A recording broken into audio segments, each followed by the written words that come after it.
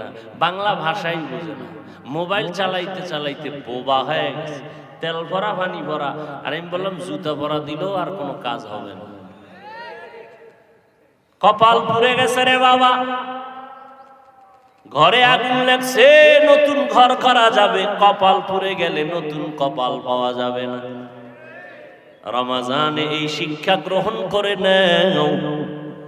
হালাল খানাটা সামনে, ক্ষুধা আছে তারপরও খাই না আল্লাহর ভয়, বাকি 11 মাসে হারামটা কেমনে খাই। 2 নাম্বার রমজানের সাধনা, একদিনে রোজা রাইখা কত ক্ষুধার কষ্ট, এই সবকটা 11 মাস ভাবো।